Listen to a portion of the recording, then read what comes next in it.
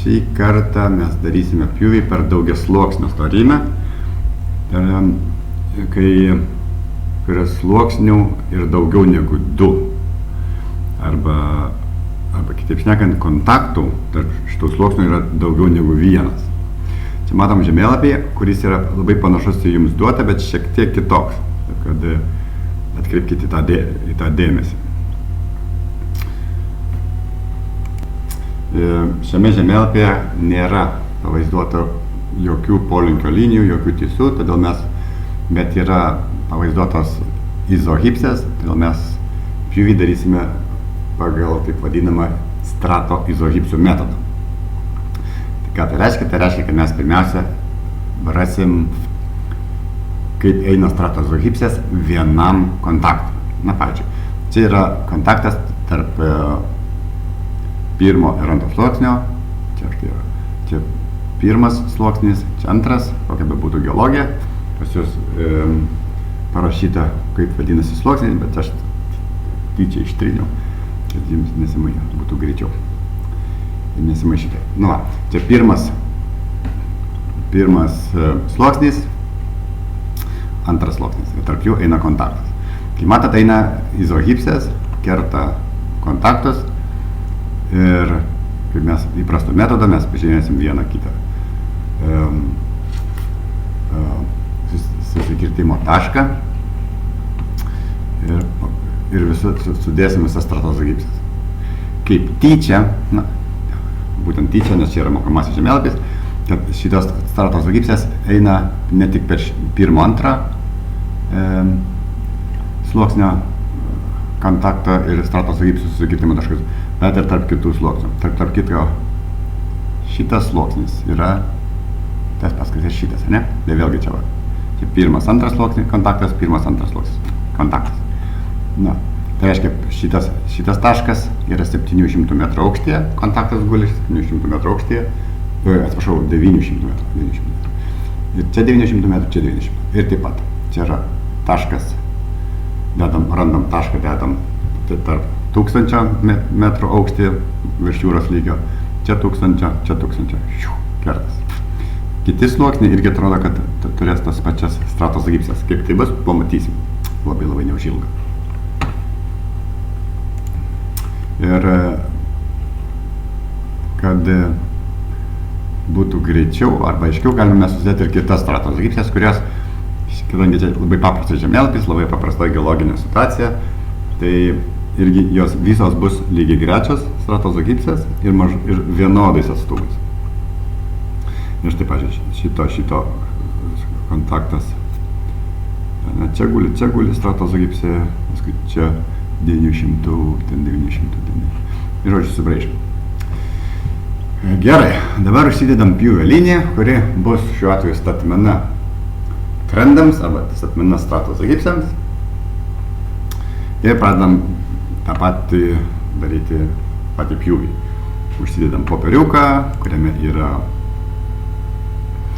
izohipsės, jų aukščiai, na ir susidedam tuos topo, kaip aš juos vadinu, topo taškus.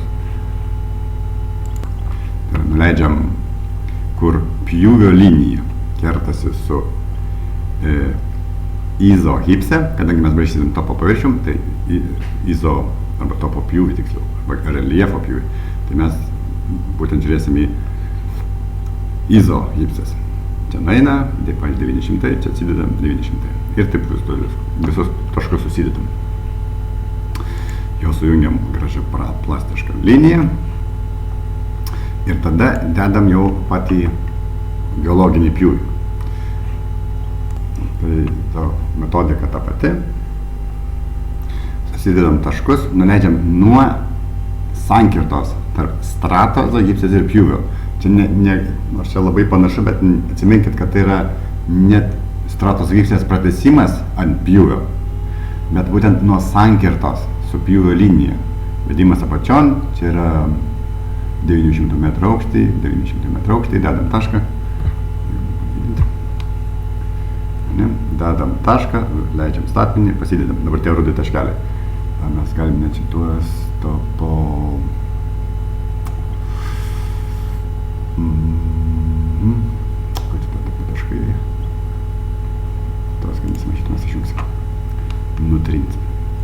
taip visus sudedam.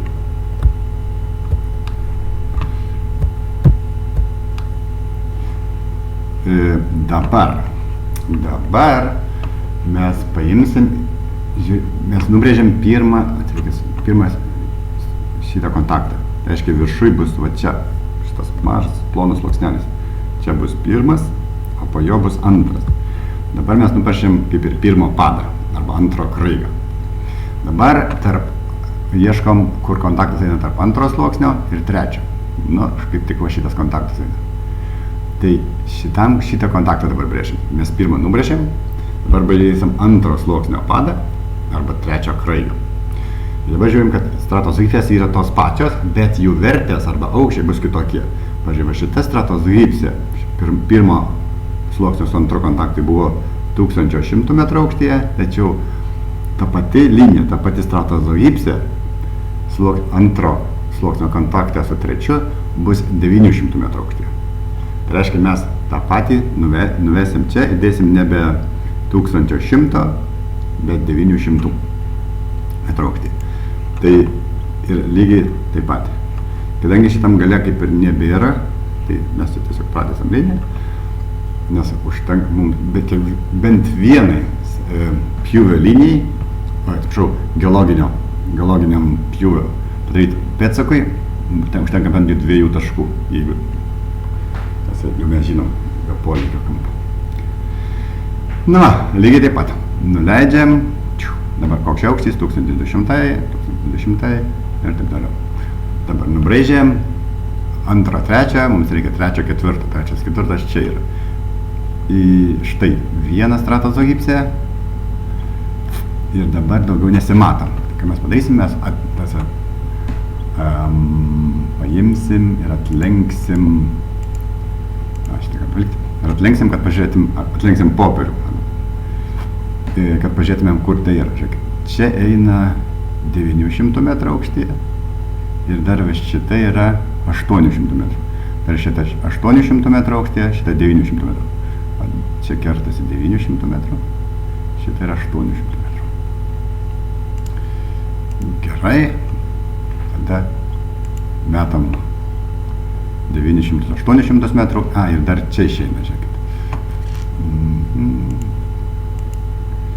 Ir tas pats sluoksnis va čia išeina, ne? Čia yra trečias, čia ketvirtas, štai 400 metrų dar su pjūvė. Kertasi su pjūvio linija, jau čia atidedam 400 metrų aukštį. Nu, dabar lieka rasti tarp 4-5 ir jis yra čia. Dabar pažiūrim vėl, kur tas yra izogipsės. Žiūrėkit. Ir va čia yra truputį kaip ir sudėtingiau. Šita stratozgipsė yra 700 metrų aukštį. 700 metrų. Tačiau va šita yra tik vienam taške kertasi. Antro nežinom. Kadangi mes čia žiūrim, kad viskas labai gražiai guli, visi sluoksniai vienodo polinkio kampu, visi sluoksniuotumo plokštumos lygiai grečios, tai mes paimam ir išvedam šito stratozgipsę lygiai grečiai kitoms. Nu, galime dar vieną išvesti, taip pat. Nes čia irgi kitom nėra, kur kertas. Gerai, tada... Kur to užtenka? Gerai. Nu, tai paimam vieną, čia ne kur sankirtų tašką, kur paviršius kertasi su izogipsė ar stratozgipsė, bet būtent čia kertasi stratozgipsė su pjūvio linija ir čia nuleidžiam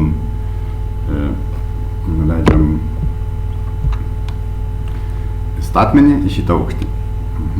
Čia 800, čia 700. Ne, šitas taškas yra tikras, o šitas yra tas, kur, kaip čia, šita stratozgipsės projekcija yra pagal bent 2 taškus, o šitą lygiai greti, bet kadangi, matot, čia visi sluoksniai slūgso lygiai grečiai, tai mes jau padarom prielaidą. Bet čia mes kito nieko nesugalvosim.